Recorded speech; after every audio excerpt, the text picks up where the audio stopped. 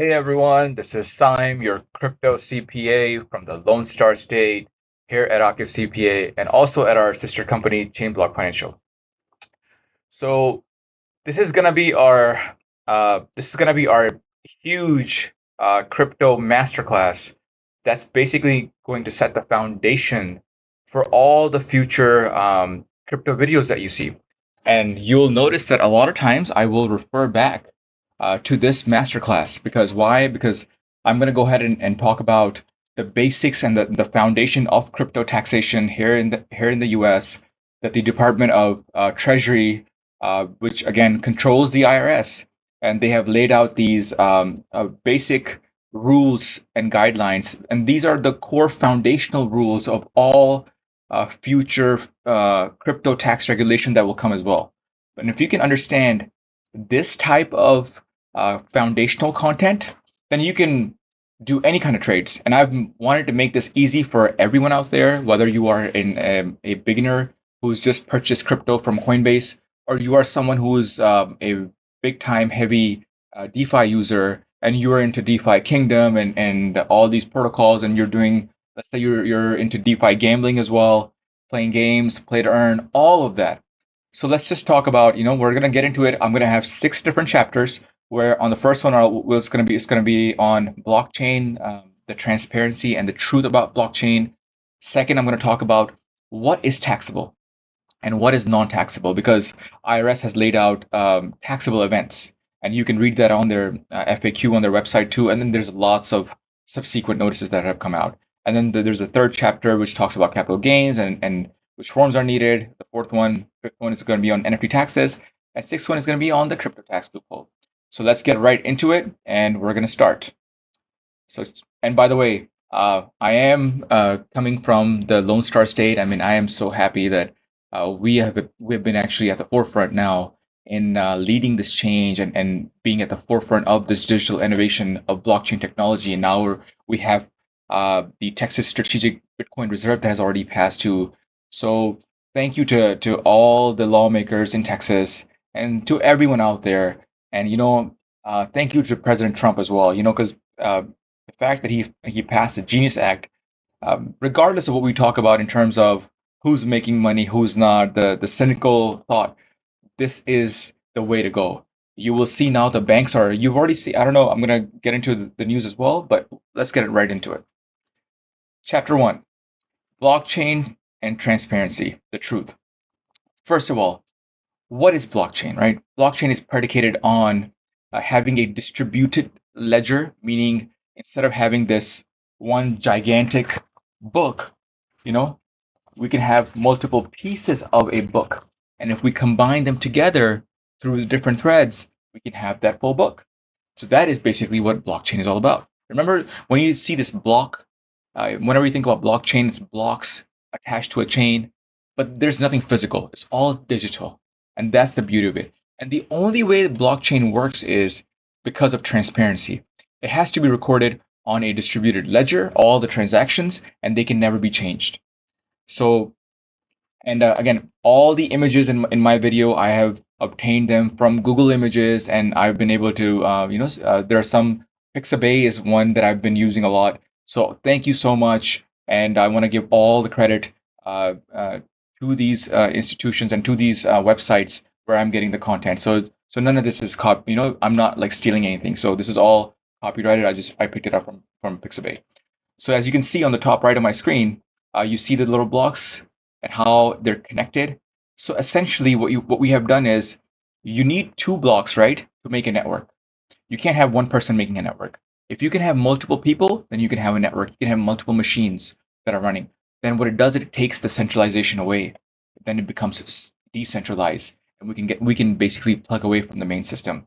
So everything gets recorded on the blockchain ledger, and we thought way back when that yes, sure, there's an anonymity element to it. There is certainly an anonymity element to it, but you have to understand now IRS is using data analytics. They're watching all these transactions. So it's better to know what the tax rules are so you can use the tax code to your advantage and pay the least amount of taxes legally or pay nothing at all. And we'll get into future videos on how you can do that. So now let me pull up our distributed ledger. As you can see, this is Etherscan. This is a distributed ledger for the blockchain of Ethereum, basically. Now in here, if you can put in a hash on the search bar, basically, which is a transaction ID, you can see what transpired in that transaction. You can see, okay, who sent what, to whom, where's the who has the ownership, how is it moving. You can tie all these things together, and now along with AI, everything can be tied together. And but again, there are places, there are areas on the blockchain that are hidden. They have a sub ecosystem, and what does that mean? That means basically it's hard to pierce that sub ecosystem unless they are forthcoming, and unless they've been generous enough to share the actual transactions and the logs with you. Then you can come up with that puzzle, that bookkeeping that we call it for crypto taxes. So now let's get into chapter 2. So earlier in the first live session, we talked about how you can obtain your very first Bitcoin Ethereum. You know, how you can go to Coinbase, how you can go to Kraken, Gemini, you can go to some of these centralized exchanges if you're in the US or you're a US resident, because they need to know who you are, and they need to apply those KYC and AML rules. KYC stands for Know Your Client. And we have been fortunate enough that here at Oculus CPA, we actually are AML certified, so we know how anti-money laundering rules work. Okay, so now let's talk about what is taxable and what is not taxable, and how can you identify as such. Let's say that you purchased your very first crypto from Coinbase. And now in Coinbase, what they have done is they've said, hey, if you purchase that first crypto with your money, we're going to give you $50 worth of XYZ token. Simple. Anytime you earn something that you didn't have before, IRS considers that as earned income. The minute you receive that in your wallet, or if it's in Coinbase, it's earned income. So the fair market value of what you received that you didn't have before, that's income. Simple. Let's not make this complicated. Keep this simple. Anything that you earned that you didn't have before, or anything that you got in addition to what you have in your portfolio, you need to report those for taxes. That is taxable income. So what ends up happening also in the world of crypto? Now check this out. I have one crypto here, right? And then I purchased this crypto. Now this crypto is going up, up, up, up, up in value. And now all of a sudden, I purchased this at, let's say, $30. Now it's at 60. Now I'm trading this for another crypto. This is now a taxable event because this crypto is certainly different than this crypto. And on top of that, you are now trading this at $60 versus what you paid for at 30. So imagine, had it been at 30, sure, there would not have been there would not have been a whole lot in taxes, right? There's just been maybe a minute 31 versus 30. But now the fact is that this is at 60, this is at 60. It's a brand new crypto that you have earned, or you have converted, you have exchanged, swap. Now the difference of 30 to 60, because you have realized this, you've sold this crypto, and then you've purchased this. So don't think just because you're trading crypto to crypto, it can no longer be taxable. No. When you take one crypto and convert it to another crypto, either you're getting a loss or you're getting a gain. And that is called capital loss and capital gain. And that is the most simplest way to explain this. Don't think that because it's in this ecosystem, it's in this obscure place, they have these weird terminologies like maybe there's a Trump coin, a Melania coin, and all these things that are happening. No. When you convert or change one crypto for another crypto, that is taxable income, ladies and gentlemen.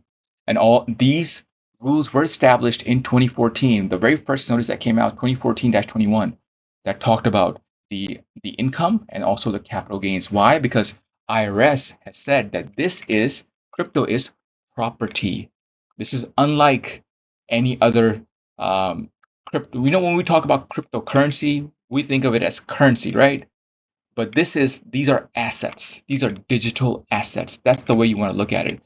Basically, the same rules apply when you're purchasing a house and you have another condo, you sell a house or a condo, that is capital gain and loss that you're incurring.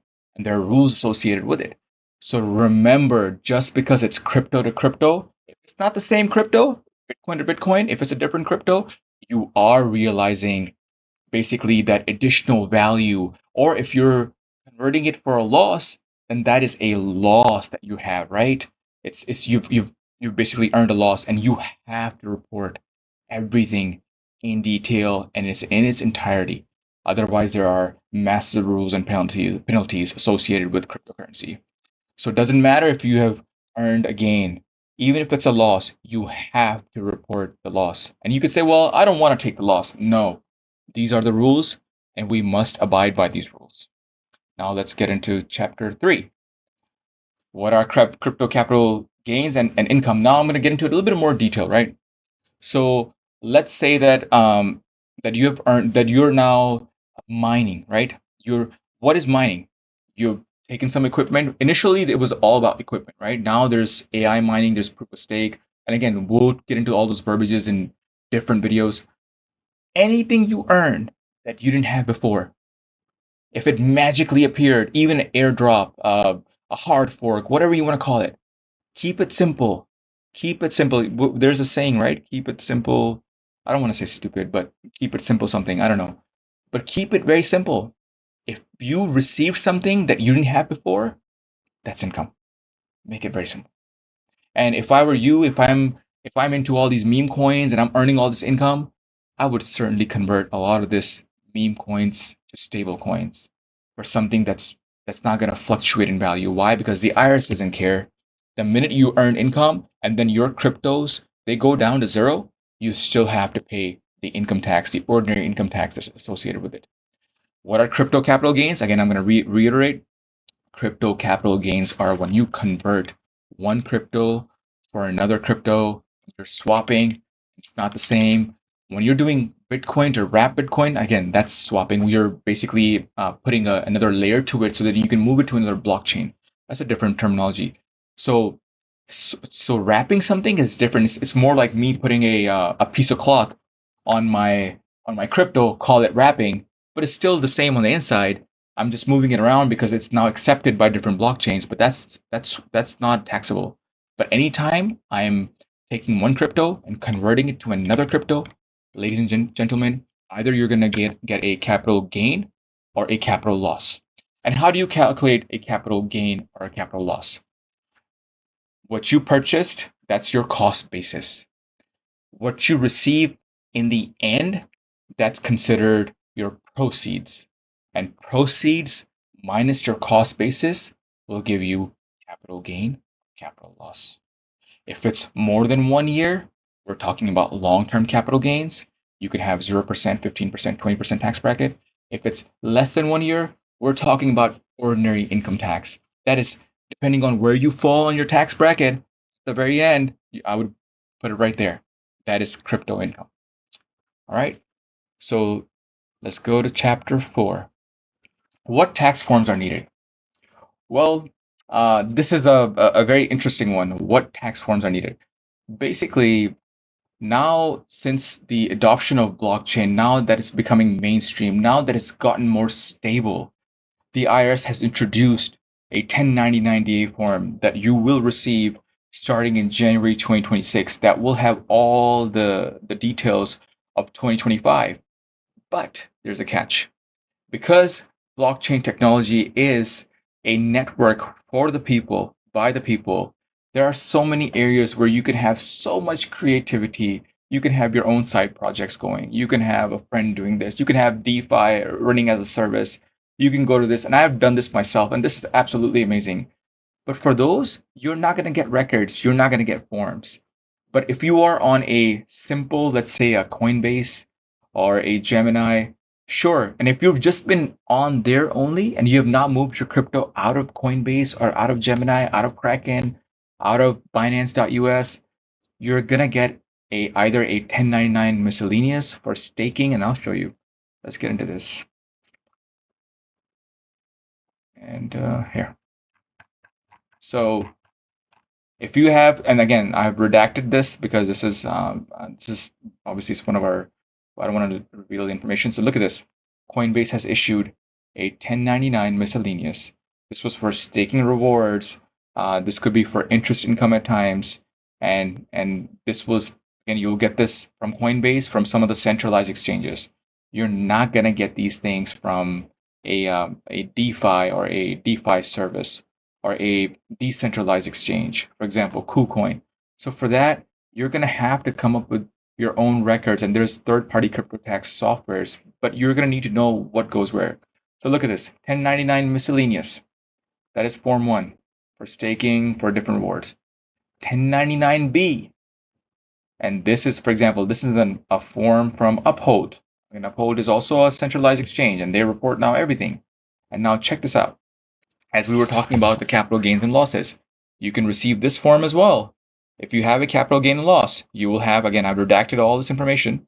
You'll have the type of token, the date acquired, the date you disposed. This date acquired, date disposed will tell you if this was a long-term or a short-term capital gain, right? Proceeds, we just talked about this. Proceeds is what? Proceeds is you receiving when you disposed or you sold or converted that crypto. What was that fair market value of that crypto at that time that you received or you received in return? That is proceeds. Cost is what you paid for initially. It could be where you held it for, let's say, a few seconds, or maybe you held it for 2 years, or maybe you held it for 7 years and you're a hodler. Hodler means holding on to dear life. This is an acronym too that, there's all these beautiful acronyms. At the moment, there is no wash, sale, loss, disallowed, ladies and gentlemen. So we need to use this, and I'm going to get into the chapter 6, which talks about the tax loophole that we have. And typically, we will not have any federal tax withheld. Again, this is a type of form that you would have received from your brokerage. Now, exchanges started sending these out earlier, prior to the 2026, the 1099 DAs. And I'll show you what the new 1099 DAs will look like. Again, and all this information, remember, all this, the proceeds, data acquired, all of this, whether you're either you're getting it from a centralized place or you are doing all the calculations yourself using a third-party crypto tax software, all of these will go into this, ladies and gentlemen, which is the form 8949, and then it has all the same line details, and you're going to need to put all these in. And starting next year, January 26, you're going to be getting this new and final form, which is the form 1099 DA. DA stands for digital assets. And you're going to have the same type of information all over here as well too.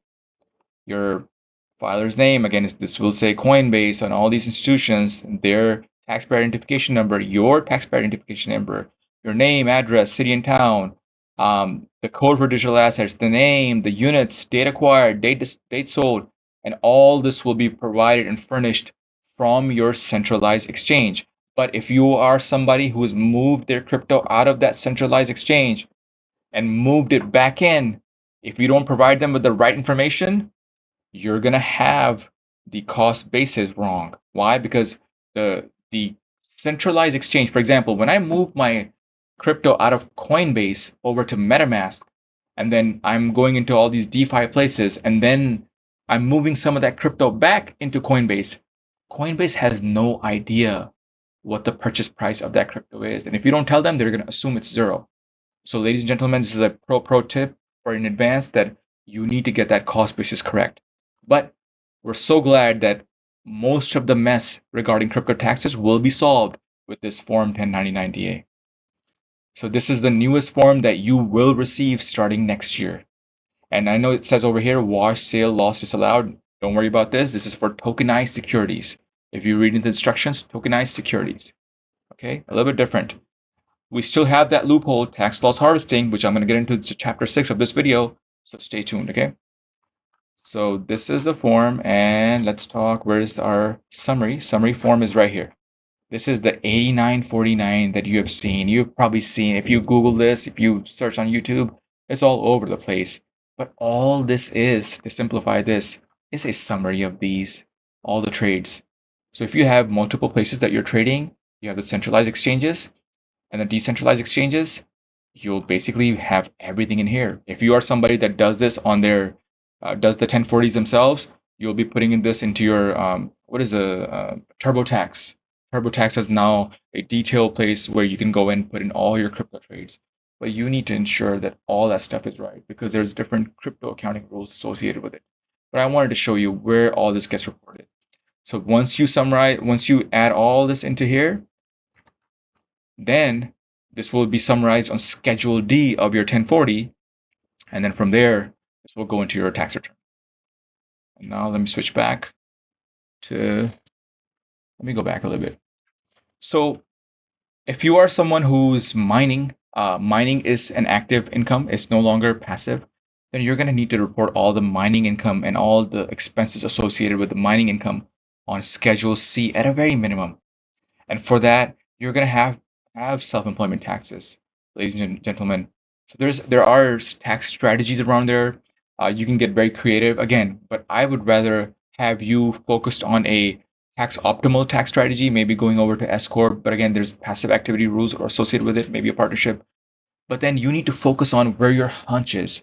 Where can you make the money in crypto? And forget all the taxes. As long as you're making money in crypto, your taxes will be minimal. There's gonna be a way which again we can teach you in different classes and all that. But you need to focus. A lot of times I get clients where they're heavily focused on my taxes, my taxes, my taxes. And imagine they're spending more time in thinking about their taxes rather than making a sound investment. I need you to make that sound investment. And part of that sound investment is knowing what the rules are, which is why I have this masterclass. Okay, so if you can wait a year, I'd rather opt for long-term capital gains. But there's a loophole. So stay tuned for chapter 6 in this video and I'll show you where. Now let's get into chapter 5. And chapter 5 is NFT taxes. Let me see. Yes. Okay. NFT taxes. And how are they different? I know. So NFT stands for non-fungible token. Let me actually put my screen over here too so you can see me for a second. So sorry. Okay, here. So NFT taxes. NFT stands for non-fungible tokens. Non-fungible tokens are something that are very unique, that can't be replicated. It's basically, it started with a digital art, right? It's one of those that basically started with a digital art. Just give me 1 second.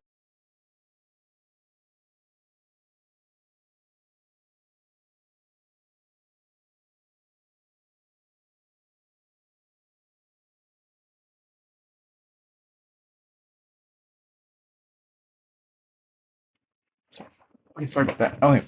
So NFT taxes. NFTs are non-fungible tokens. So these are very unique cryptos that can't be replicated.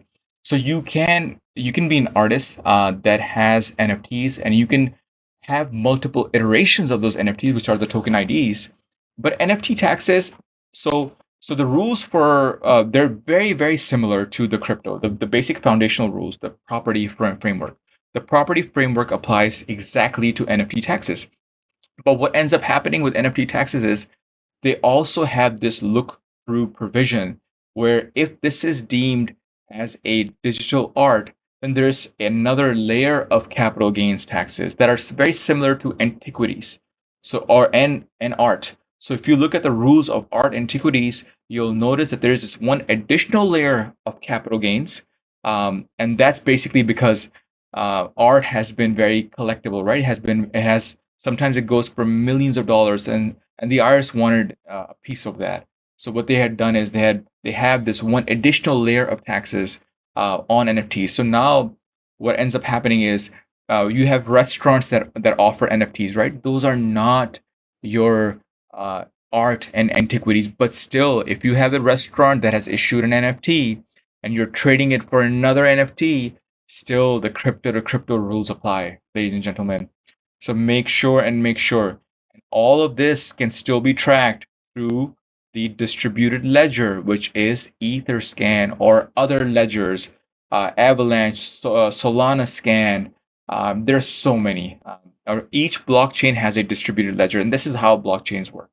And again, if you are someone that has their own NFTs, that is somebody that, let's say, you get royalties, you are subject to self-employment tax, even though those royalties could be passive in nature. No, no, no. We've been very fortunate enough that we have worked with some of the OG NFT artists, and yes, those rules are set in place. So you need to be very, very careful and not ignore NFT taxes. NFT taxes are the same as crypto taxes. And then if there's a true art that's embedded, and it's a collectible, then there's that additional layer of taxes. Now let's get into the final chapter, and I want this to be the best of all, which is the crypto tax loophole that we have. And I want everyone to utilize this crypto tax loophole, which is called tax loss harvesting. This is the most easiest thing that you can do. If you have any crypto that you're holding right now in your portfolio it has a loss, you need to sell it. Again, I'll back up real quick. If you sell it and buy it right back, you can amass those losses, and then you can use them to offset future capital gains. But then you're going to say, well, why am I going to do that? Well, a lot of times we get married to a token, right? We love a certain token or a certain project, and we know we're going to hold on to this for the next few years.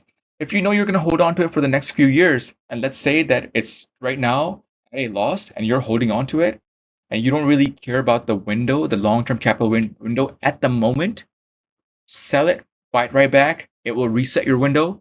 It will start the timing all from zero.